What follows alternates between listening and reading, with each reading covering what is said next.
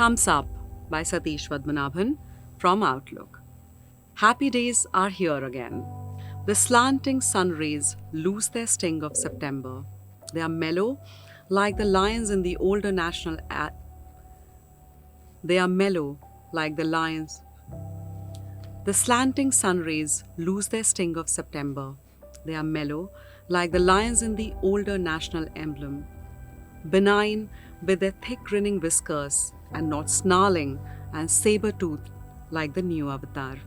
The wind no longer feels like a slap across the face, but a zephyr. Its sweet embrace is soothing and languorous, with political pundits trying to gauge which way it's blowing. Plump Mexican silk cotton flowers twirl down from the high branches, like Vishnu's Sudarshan Chakra, sans the firepower, landing silently to make a spongy pink-purple carpet. The neem and the pilkhan have a blow-dried look. The generous rains and the assorted acids in the air have bleached them to an indescribable green. The parakeets and the barbets, the trippies and the hornbills, the doves and the babblers chirp around, merrily flying hither and thither as if they are in Ashok Vatika. There is peace in the mind, warmth in the heart, and a zing in people's steps as the festive season is approaching. The entire city is bathed in brotherhood and camaraderie.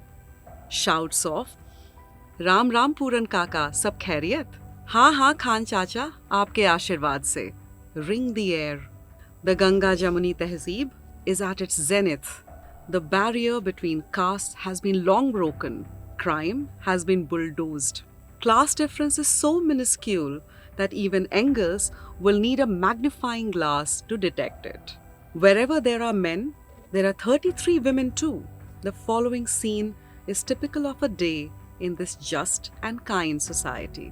At a traffic signal, a gig worker loses his balance on his bike and falls because of a tent-sized package on his back. A Bentley screeches to a halt. The man at the wheel, a clean-cut millennial in a sheer linen jacket that discreetly reveals his ripped gym-toned muscles, picks him up and rushes him to the nearest hospital. The free super specialty hospital is a shiny building built for the middle class. There are no poor. Garibi has been hataud long time ago. With cutting-edge equipments and doctors from all over the world, the police picket outside the hospital, specially kept for accident victims, takes over from there. The constable runs to the Bentley owner's help, picks up the gig worker, and dashes through the hospital corridors to inform the dean about emergency. No paperwork is needed. The biometric of the gig worker is already in the hospital's database, updated up to what he had had for breakfast that morning. He is wheeled into the emergency room. 100 doctors, 33 of them women, and nurses attend to his few bruises on the elbow and knees. And to overcome the shock, he is taken to another room with a plush bed, a mini fridge, silent air conditioning, and a big TV on which The Truman Show is playing. 10 minutes later, he is discharged with fresh dressing and a packet of millet biscuits. Meanwhile, the insurance agent has come to the spot. He quickly assesses the damage to the bike and sends it to the workshop. The motorcycle company tells the worker that they will give him a new bike while the old one is mended. The gig company transfers a handsome compensation to his UPI account for the trauma he had endured while on duty. The Bentley has been patiently waiting outside the hospital gate to drop him back home.